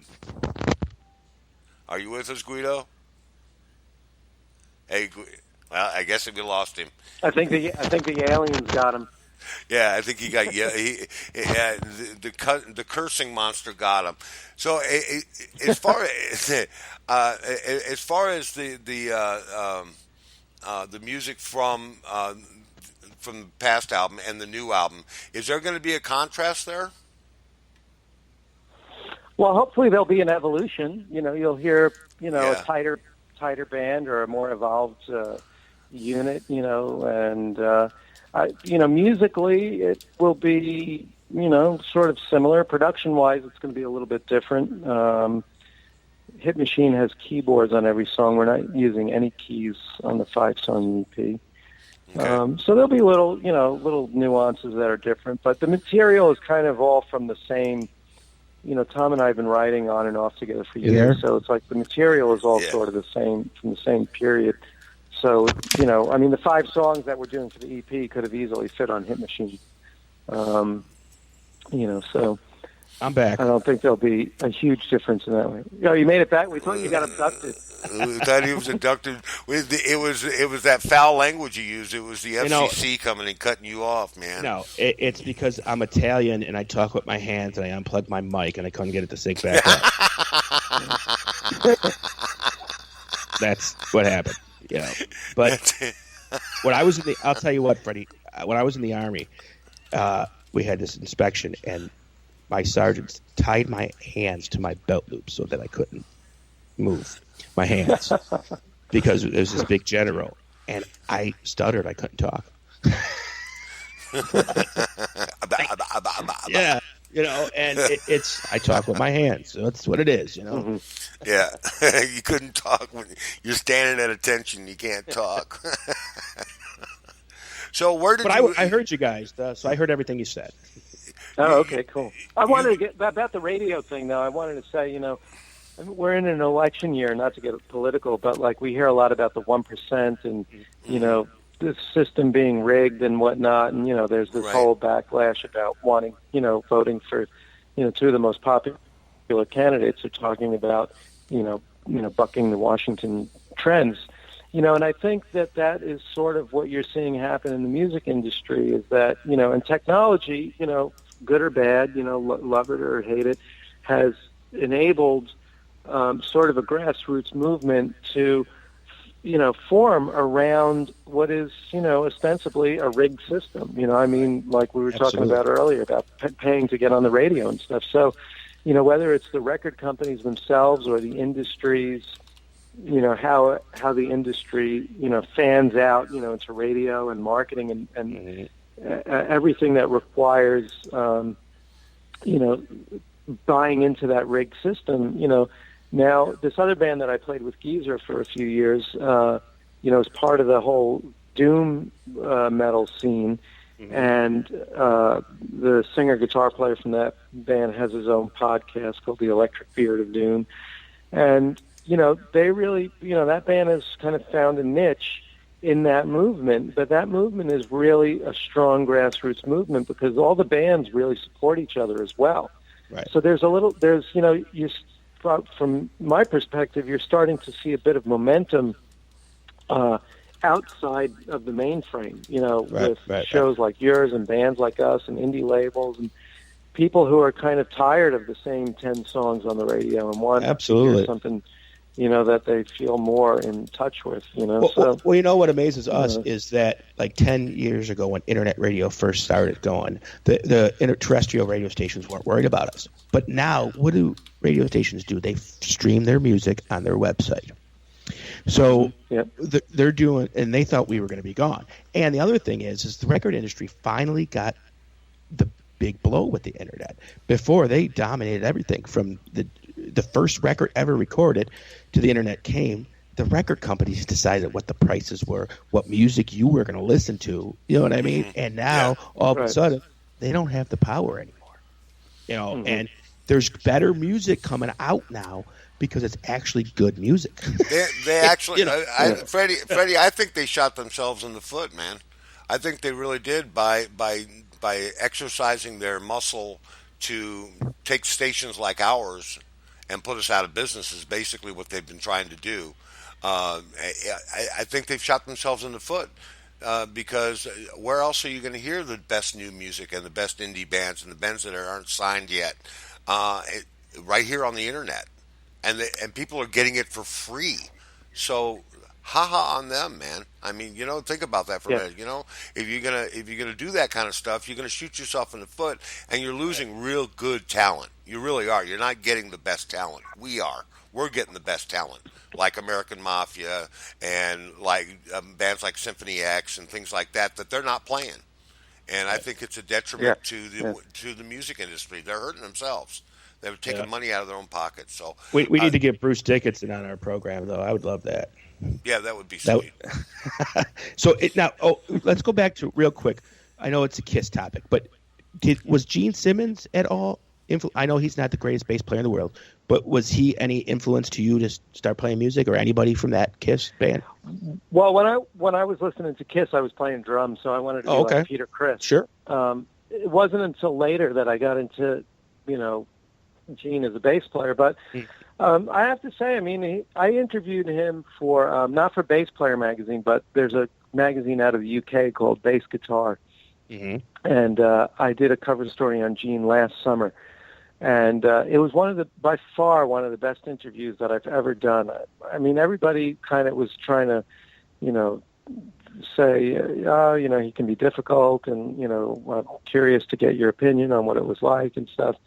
And he was like just really cordial and humble and really liked to talk about bass and was really gushing about his Beatle influences. And he he would talk about things that he learned from the Beatles and why he liked the Beatles. And he could sing every riff or lick or melody that influenced him and was referencing things that like influenced Detroit Rock City and, songs that like, I got to ask, Gene Simmons was influenced by the Beatles. The Kiss Kiss is the biggest. The Beatles were Kiss's biggest influence. Yeah, he said he said that the first time he saw the Beatles, like a lot of kids in America at that time on the Ed Sullivan show. Ed Sullivan, like I did. The thing that struck him immediately, and it makes sense, was their image. He said they all looked like they came from the same Beatle mother, So there you go. There's the seed for Kiss right there. Yeah. The seeds for Kiss. Wow, that's amazing. A lot of bands were influenced off the Beatles. Almost even like Motley Crue's first album, they made it look like the Let It Be album, or not the first one. That was they did the Stones reference, but the second one, Shout at the Devil, they had the 4 pictures on it that looked like the Let It Be album. So there's no debate that the Beatles had a lot of influence on everybody. See, that's another argument me and him have because I'm not the hugest Beatle fan. I'll tell you why. I was an Elvis fan, so you were kind of like Elvis or Beatles, And no here's the difference, there. though. Here's the difference, though, that Gene Simmons made. So okay, you had Elvis, and a lot of other artists at that time were mostly artists like Elvis who had a backing band. All of a sudden, here comes the Beatles who play their own instruments. Sure. And so that was like a really defining moment for him, and probably a lot of other musicians, that the singers were playing their own instruments. The musicians were no longer, the backing band. Right, They were right. the main guys. So They for were him, local acts. it really signified, Sure. a significant shift in the whole, Well, and I'll tell you what the sphere Beatles. of. The best thing they did for music was write their own music. Yeah. Because Yeah. nobody that did. well, yeah. Nobody did that. Nobody did that. They did do some cover stuff in their first couple of few albums. But there was a couple of Old Brown Shoe and a couple of other tunes that were, of course they let George write a couple of his own, token songs. But they did a lot of cover tunes on their first couple of albums. And then after that, it was all Paul and John. And of course, like I said, one or two from George. And that was the Beatles. And their talent in everybody says, wait a minute, and especially the American record companies like Capitol and places like that, they were scratching and saying, wait a minute, these guys write their own songs. When you had guys in the United States, they were singing everybody else's song. Because they bucked the system. Because, like we were saying earlier, there was a formula to it. We pick the band. We choose what songs you sing. We'll give you the songwriters. You sing it and look pretty. Yeah, that's all you got to do is look pretty. That was the hit-making machine. And then bands like the Beatles and the Stones came along and said, no, we're not doing that. We're going to write our own music. Right. And play our own instruments and whatever. Even the Monkees hated the fact that they didn't play on the records, the music. Right. Mm-hmm. They were musicians. So the Beatles and the Stones and bands like that changed music in that way too. They did so much. Even if you don't like the Stones or the Beatles, and many people don't, you got to give them some form of credit because they made the modern rock band. They did. Plain and simple. But here's a question for you. Now, I know you liked Black Sabbath. Okay. Now, I play bass and whatever. The person that I'm nowhere as good as you, by the way, but the person that made me want to play bass was Jack Bruce from Cream. Yep. Mm-hmm. It was like when I first heard Cream, I'm like, do I want to be the guitar player, the drummer, or the bass player? I'm like, what the? They were all amazing, and that's what got me into it. And then your laugh, 1970s Bee Gees. My mom used to play all the time. The bass lines in those songs just kind of grabbed me and made me, wow, the bass could sound cool. You know what I mean? And so. Yeah. It's well, not only could the bass sound cool. I mean, so after years of playing in rock bands and stuff, in the late '90s, I played in a '70s disco cover band, and cool. That really, that really opened my ears up to the fact that the bass could be the lead instrument. It didn't have to be the guitar. Like the song could be written around a bass line, and I was like, so that really opened up a whole new world of possibilities for me. And I'm actually working on, I was talking about doing a session earlier today. I'm working on a side project outside of American Mafia that's got more of an R&B kind of feel. It's more, the songs are more bass driven, like written from the bass line perspective in that way. They're not disco, but they're kind of funky R&B type stuff. Well, any R&B or funk is going to be bass driven, man. If it's going to be a good song, it's going to be bass driven, and that's the thing too. Is there's a lot of bass players, not in the rock realm, that are good too. I mean, Bootsy Collins was a kick-ass basser for Parliament, and you had a lot of other ones too. I can't think of the top of my head, but the bass, like you said, is always in the background, But in some cases, like danceable dance music, it's the heart of the song. There might not even be a guitar in that fucking song,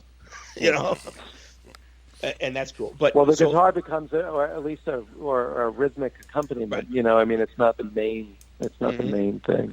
Yeah. And that's what Yeah, I'm it's interesting. I mean, it's the Bee Gees and a whole bunch of stuff from that era. Gloria Gaynor. Mhm. Who are the guys that did Disco Inferno? I mean, there's just some amazing bass lines. I always from that era. I always liked to Chic. Chic. Oh, Chic. Bernard Edwards. Yeah. Fantastic. That whole band of Chic. You like disco or not? Those were some kick-ass musicians. Tony Thompson, Bernard Edwards, Nile Rodgers. I mean, they could have done good in any form of music, and that's what people sometimes just regulate themselves to rock or this or that. No, people, open your mind, listen to it all, let it all flow. That's what I say, at least. Yeah, it's funny. Last week I was recording a song for this R&B thing, and the tone that I was getting, I wasn't quite sure about in the moment, and then listening to it afterwards, it really worked. And what kind of worked about it for me is that, talking about influences seeping through, it's like, to me, listening back to it, and this is going to sound completely obtuse, but it sounded to me like Steve Harris playing funk with a pick. I was like, right. All right, so I guess I'm on to my own thing, because it's like, at least my influences are kind of coming through in a weird way right now. Right. I tell you, there's only a few bass players when I was younger that influenced me, and wow. And one was Billy Sheehan, of course, but the other one was fucking Flea, man. Oh, yeah, Flea's just an amazing. I was like, what the hell? This little ugly dude with poodles, stuffed animals hanging off his pants, really can kick ass on that bass, and that whole band changed the Chili Peppers in the late 80s, early 90s changed my whole idea on what music could be. Oh, man, Chili Peppers are the bomb. Because it was rock or it was this or it was that. No, the Chili Peppers were rock, funk, rap, R&B, heavy metal. What do you classify them as? Right. Yeah. They did so much stuff, and that's what I liked about music, is that you could just play anything. Once you know how to play an instrument, there's so many opportunities to. There really is. Mm-hmm. Maybe not financially, but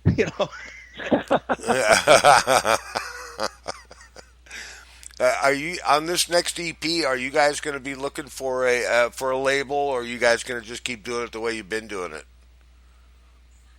We'll hopefully find a label to put it out. Hopefully it's somebody that can, put some, some money behind it in terms of marketing and stuff, and really kind of help spread the awareness of the band to people that haven't heard of us yet.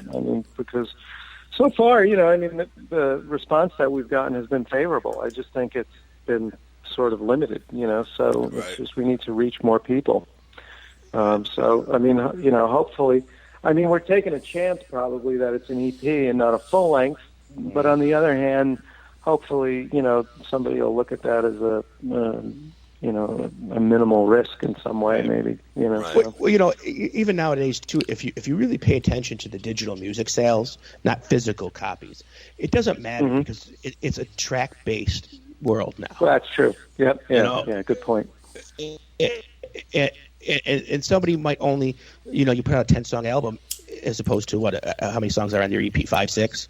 Maybe they'll only like 5 songs off the 10-song album. You know what I mean? So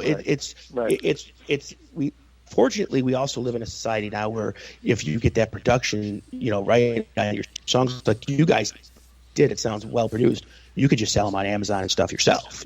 Even if you didn't have a record company.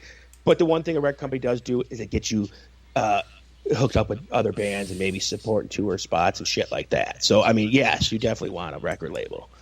And and marketing dollars, Right. It's like talking about, because now even, you're talking about paying to get on the radio. The other catch with marketing is that, some magazines won't review your record unless you buy an ad, or unless the label buys an ad, in the magazine. So, that's crazy. Even getting coverage in magazines is revenue based. It's ad driven.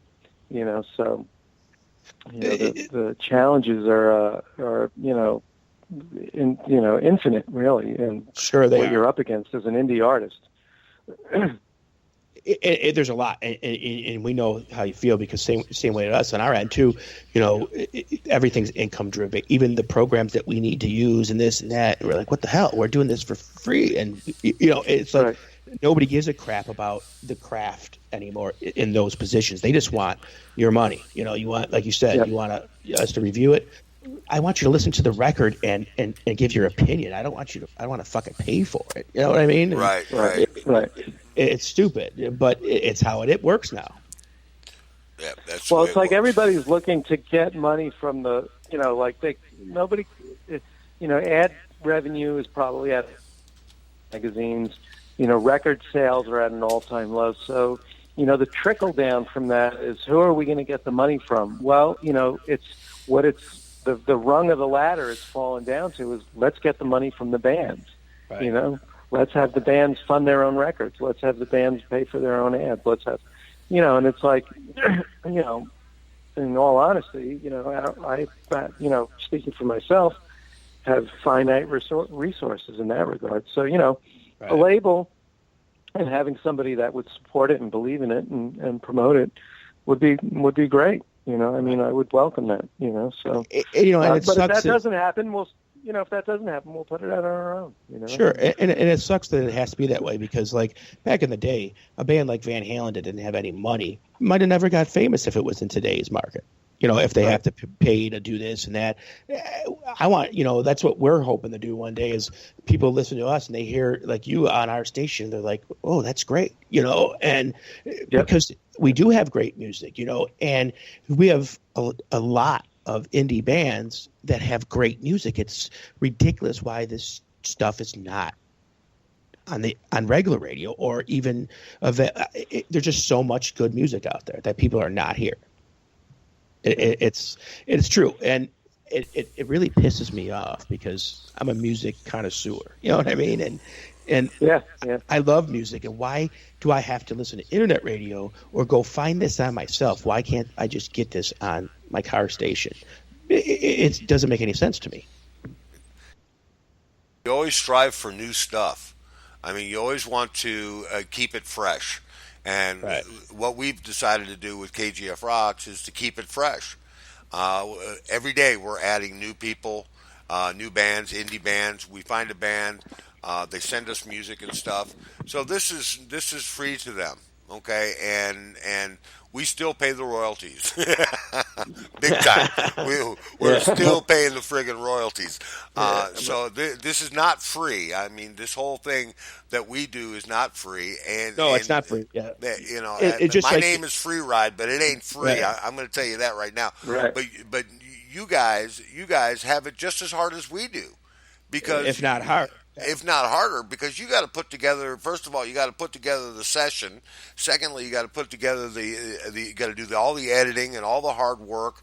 And correct me if I'm wrong, but when you're the producer, you're doing all that stuff, and you're taking that time out of your pocket. And so I know it's a struggle. And we feel your pain, man. Oh, they got it a lot harder because all I do is pack a bowl and press the on button. Yeah. Just pack a bowl and feel the on button. So, what's the? You say you've played some live stuff before. Have you?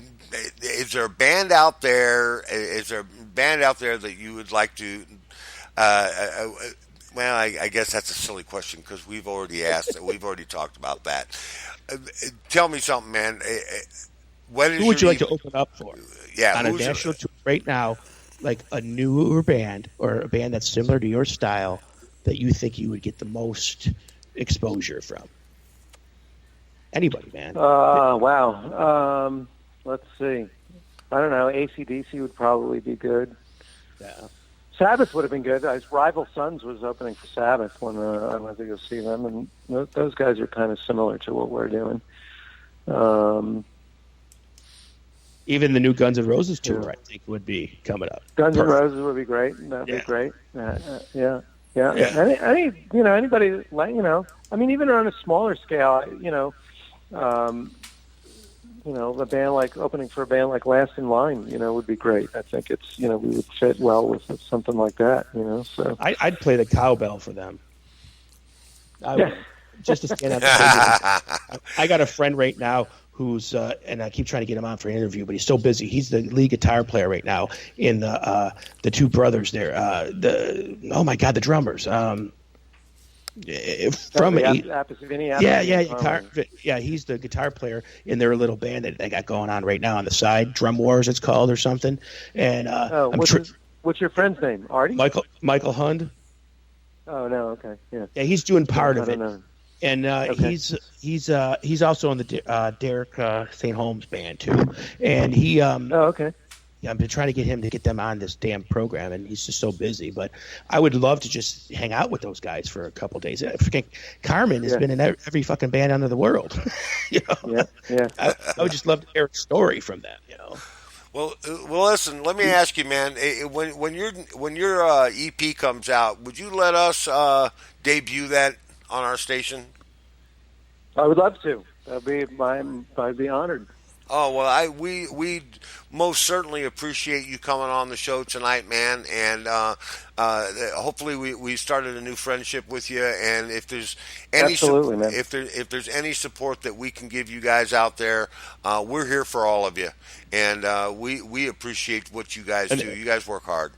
And the only thing we ask is if you get famous, you give us a link on your website. Absolutely. Yeah, that's all we ask. I'll give you a link on my website anyway. I don't even have to be famous. Awesome. That's great. Well, listen, Freddie, it's been a blast, man. Thanks for coming on the show tonight. We're going to have to cut you loose. We actually went over our time, so it was an awesome interview. And folks, spread the word about the interview, and so that people can replay this. If you've got friends out there or fans out there that didn't get a chance to hear this, they can hear it again. Just go to our website and click play down below where it says Conjugal Visit, and it'll have a picture of Freddie there, and just click on play and you can hear the show. And I hope that you do, and I hope that you enjoy it. Okay, let's see, I guess that's it. Freddie, thanks a bunch for coming on, man. Thanks for having me, man. We couldn't do it without you guys. I mean, so it's like, it's the support of stations like, Conjugal Visits and what you guys, shows like Conjugal Visits and what you guys are doing that, really enables us to kind of, keep doing what we're doing. So if it wasn't for you, I don't know what indie bands would do, so we really appreciate you having us. Well, we appreciate you saying that. Thank you. We really do. We'll have to get that on a commercial, man. We're going to have to get that on a commercial from you. Well, thanks again, man. You have a good evening, sir. And again, keep rocking, man. Keep rocking. Okay, man. All right, peace, take care. Take care. Peace. What a great interview, man. That was fucking outstanding. That was just... Thanks. Thank you. You didn't go away, man.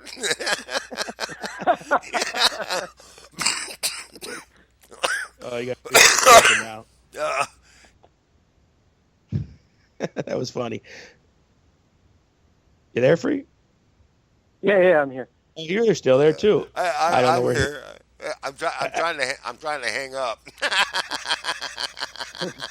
Technical difficulties, even our station don't want to let you go. Good night to you, Freddie. Thanks a bunch, man. Yeah, you guys know where to find me. I absolutely do, and I look forward to it. I'll be talking to you real soon, man. Later, man. Take care. Bye. Awesome. That was a lot of fun. Yeah, that was very, very cool. I love it, man. I just love doing this and doing it with you, and just doing the whole thing, man. It's just a whole lot of fun, and interviews like that make this job fun, and that's awesome. That's just awesome. So now that your Hallmark moment's over. Yeah, my Hallmark. What do you mean by that? Yeah. I don't understand. Yeah. Hallmark cards. Oh, you sappy bitch! No, I'm a sappy bitch. Huh? Yeah, no. He was a good dude, and he was very knowledgeable, and he was very cool. Yeah, very cool that he, got to interview, talk to Geezer and Gene Simmons and that's pretty freaking cool. You know, even if he's not famous in his own right, he's still doing good in the music world. So good for him. Yeah, excellent. You know, and I was not bullshit either. I did like almost every track. I think every track I did like in some way, some more than others. And it's just good music. It's what we've been missing, you know. And there's some bands out there today that kind of go in that vein, you know, the Foo Fighters in some way and some of these newer bands. But I just miss the old style rock and roll, man. I really do. And they kind of sound like that, you know. Yeah. That's very cool. Yeah, he's. I think the album is a good album, and I'm glad we put it on there. And he said it's almost 2 years old, so they put that out a while back. So and just it's just now kind of growing in popularity, and hopefully we'll help them step forward with that. Man, that's awesome. That would be great. Yeah, that would be great. We got to get. I'm hoping that next week is just as good, and I think it will be. It will be. Oh, yeah. Week? Yeah, that's next week, and that's Matt Thompson, and he is the drummer for King Diamond and Sholin Death Squad. So, kicks ass, man. Yeah, he's a drummer, and this is going to be a fun interview. This barks, man. It's getting better and better every fucking week, man. This is fucking killer. I love it. I got a trivia question for you, Free Ride. All right, here we go. What band did King Diamond come from? Oh, fuck, I don't know. They were one of the most influential metal bands in the early stages of metal. I got nothing, man. Merciful Fate. Merciful Fate. Really? Yeah. He was the lead singer for that band. They were from, they're one of those, they're from Denmark. They're not from America. Right. And a lot of bands like Metallica and Mark Tremonti from Creed, who it's his birthday today, so happy birthday to Mark Tremonti, were influenced by Merciful Fate. Oh, cool. Yeah. So, and it's pretty cool that we got King Diamond's drummer on. So, that's a good show, man. Good kudos. And it should be, he goes on national tours and stuff, and, we should get a couple good stories out of that. Yeah, that's going to be awesome. I can't wait. I'm pretty excited about it. It's going to be a whole lot of fun, and I want to give a special thanks out to Donna Labette. She is just bringing us interviews, and we're loving it. Thank you so much, Donna. Yeah, we love her definitely. Yeah, and, definitely bringing us the interviews, and we couldn't say anything. Still, I think she brought me two of my favorites. This one tonight was really good. Because I like talking music, and the Mike LePond one, I had so much fun with that because Mike, another great guy who knew a lot about music and was a Kiss fan. So to me, but you have to know that Kiss was influenced by the Beatles. I knew that all along. I just failed to share that with you. Yeah, because you're an asshole. You don't think that why would you do that to me, man? I thought we were buds. Talk shit about Kiss, so I think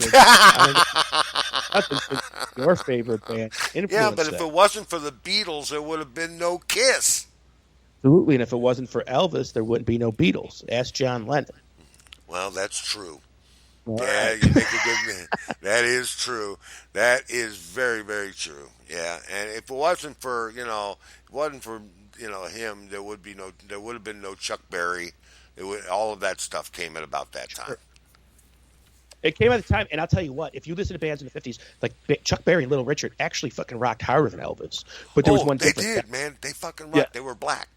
But black, right? In that day, the white artists, we had Pat Boone doing freaking covers of their songs and making the hits. And if you listen to the Pat Boone version over the original, black version, you're an idiot because it sucks, And I don't know anybody today that would, but Elvis did it, and he was white, and that just happened to be in the 50s the way it had to be, And so he opened a lot of doors for all kinds of artists because Elvis always gave credit to the people that he admired. He always said he loved rhythm and blues and that kind of music, So Right. Elvis opened the doors for a lot of people, including the Beatles. Yeah, So, John Lennon was a big fan. So ultimately, Kiss is not just influenced by the Beatles, but Elvis too, and they don't even know it. And Paul McCartney was actually influenced by Percy Faith and Little Richard. And Little Richard. He's he just give me some of that rock and roll and music. Well, the Beatles did another great thing. They were also influenced by Motown. Okay, so by being influenced by that Motown sound, they got to put that a little bit in their music, and there's songs of theirs that were a little funky, and "Got to Get You Into My Life" is a funky song, and they learned to write popular music with a rock sound, and I don't dislike the Beatles, that I love the Beatles. No, I'm sure you do, yeah, but I just saying that sometimes they get far too much credit than they should, because let's not forget about Elvis, who was my mentor, and he did a lot, and it's just everybody did. But, dude, everybody influenced everybody. There's nobody that can't tell you, even Elvis will tell you who his influences were. There's nobody that's alive today that hasn't heard some kind of music and wanted to play it, that is playing it. You don't just be born with a guitar and, I never heard music, but I'm going to play it, Right, exactly. Man, this King Diamond, they're good. This is going to be a great fucking interview, man. I can't wait for this interview. This is going to be the shit. Yeah. Gene Simmons actually sued King Diamond one time. Yeah. Yeah, they're going to play. His makeup was too close to his. They're doing the Sweden Rock Festival. King Diamond is. Yeah. King Diamond's huge. June 9th. Overseas. King Diamond is huge overseas, and they're popular here too, but overseas they're like icons, and or he is, and Merciful Fate. There's not any metal band from the 80s and early 90s and even maybe today that won't say that they were influenced by a Merciful Fate song. I mean, it's just part of metal. Right. So it's, just the same way, like a lot of them were influenced by Danzig when he was in his original band, the Misfits, and that's what the big thing about influences is who gives a shit who you're influenced by? And actually, who gives a shit who's better? Just listen to music. Just listen to the music. That's right. Well, I'll tell you what, it's going to be an interesting interview, and I'm going to probably not even get a word in edgewise. So, well, that's what I like our show, because it's not like a straight up interview oriented. What's the size of your fucking underwear? We talk music. It's music. If you're a musician and you're in a band, you love music. Okay, so anytime I can pick the brain of somebody else that loves music like me, I'm gonna do it. And right. And it makes for better television, even though we're not on TV. Well, actually, I just found out that Symphony X is going to be at the Swedish Music Festival as well. Awesome. Yeah, Symphony X will be there, and all kinds of bands are going to be there. Queen is going to be there. Who? Queen. There's no such thing anymore. Yeah, I know. Slayer's going to be there. Foreigner will be there. Do you know who Queen's lead singer is? It's that one guy that won American Idol, isn't it? Adam Lambert. Yeah. He actually does a good job. He does a great job. I think, I think he does a good job. As a performer, I think he does a great job. Yes, and I think Freddie Mercury would approve of him. I really do. Oh, I'm sure he would. He'd nothing more than approve of him. Yeah, no question about it. Well, listen, man, we beat this one to death, man. We're about done. We are out of time. Yeah. We've done it all. Done it all. Yeah. Bye. Hey, and Tom Edwards says, by the way, great interview. Yeah, with Freddie. Yeah, that kicks ass. All right, folks, we've beaten this one to death. This is KGFRocks.com, and I'm Free Ride saying, see ya. Later, alligator. Bye-bye. After a while, crocodile. It's Sunday night, and this is the Conjugal Visit on KGFRocks.com.